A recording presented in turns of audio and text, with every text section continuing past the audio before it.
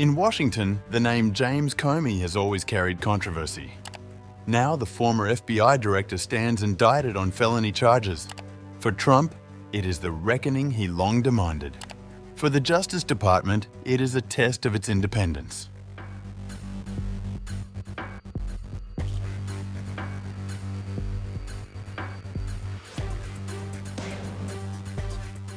Former FBI Director James Comey has been indicted by a federal grand jury, marking a rare prosecution of a senior government official tied to the 2016 Russia investigation. The charges, announced in federal court in Virginia, accuse Comey of giving false statements and obstructing a congressional proceeding. Both stem from his September 2020 testimony to the Senate Judiciary Committee, where prosecutors allege he denied authorizing leaks to the media that he in fact approved. If convicted, he could face up to 5 years in prison. The case was presented by Lindsay Halligan, a one-time personal attorney to Donald Trump, who now leads the U.S. Attorney's Office in the Eastern District of Virginia. Halligan, without career prosecutors at her side, personally signed the indictment after weeks of preparation. A judge said 14 jurors voted to indict, while a proposed third charge failed to gain sufficient support. Comey responded in an Instagram video, saying he welcomed a trial, expressed confidence in the judicial system, and declared his innocence. His son-in-law, Troy Edwards, resigned as a senior prosecutor on the same day. Attorney General Pam Bondi wrote on X that no one is above the law and that the indictment reflected the Justice Department's commitment to accountability. No one is above the law. Today's indictment reflects this Department of Justice's commitment to holding those who abuse positions of power accountable for misleading the American people. We will follow the facts in this case. Trump, in a post on Truth Social, described Comey as corrupt and celebrated the indictment as justice. Justice in America. One of the worst human beings this country has ever been exposed to is James Comey, the former corrupt head of the FBI. Today, he was indicted by a grand jury on 2 felony counts for various illegal and unlawful acts. He has been so bad for our country for so long, and is now at the beginning of being held responsible for his crimes against our nation.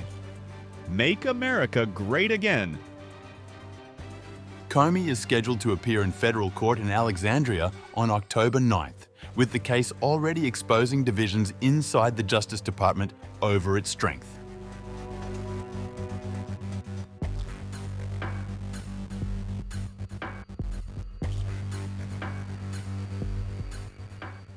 James Comey responded publicly to his indictment with a message of resilience and trust in the US legal system.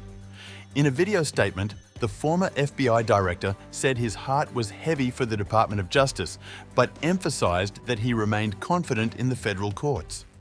He declared his innocence and added that he was ready to stand trial, urging his supporters to keep the faith.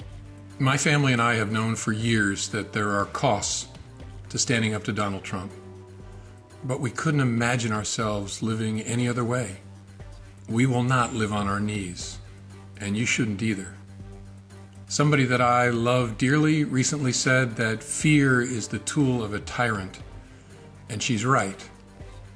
But I'm not afraid, and I hope you're not either.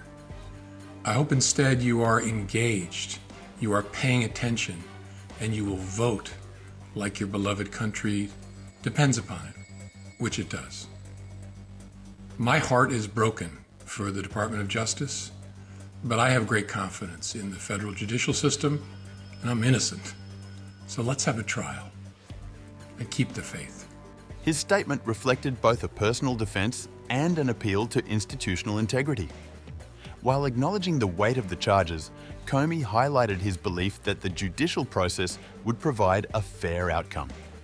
The video marked his first direct response since the announcement of the case, signaling his intention to fight the allegations openly. On the same day, Kash Patel, who served in senior roles at the FBI and the Trump administration, offered a sharply different perspective. Writing on X, Patel described the indictment as part of a broader effort to restore public trust in federal law enforcement. He said that under his leadership, the Bureau was committed to confronting what he called the politicization of past investigations, particularly the Russia inquiry. Today, your FBI took another step in its promise of full accountability. For far too long, previous corrupt leadership and their enablers weaponized federal law enforcement, damaging once proud institutions and severely eroding public trust. Every day, we continue the fight to earn that trust back. And under my leadership, this FBI will confront the problem head-on. Nowhere was this politicization of law enforcement more blatant than during the Russiagate hoax, a disgraceful chapter in history we continue to investigate and expose. Everyone, especially those in positions of power, will be held to account, no matter their perch. No one is above the law. Patel framed the moment as a turning point, insisting that accountability would apply to all individuals, regardless of position. He concluded his statement with a pointed reminder: no one is above the law. Together, Comey's video and Patel's post highlight the starkly divergent narratives now shaping public discussion of the case.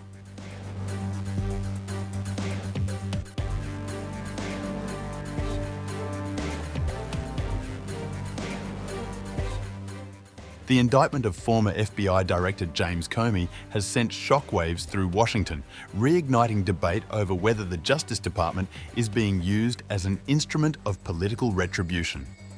Comey, long regarded as one of Donald Trump's fiercest adversaries, was fired in 2017 after confirming to Congress that the FBI was probing Russian interference in the 2016 election.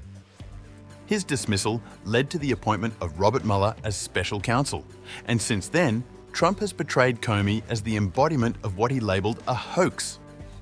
The criminal charges now unveiled fulfill a demand Trump has made for years, but legal experts describe the indictment as unusually vague and lacking substance.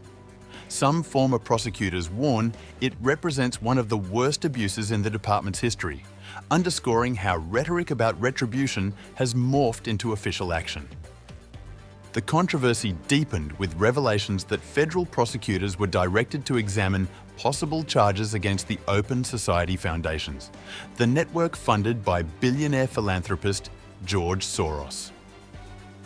A memo reportedly suggested a sweeping array of potential offences, from racketeering to terrorism support, though critics argue these claims are politically motivated.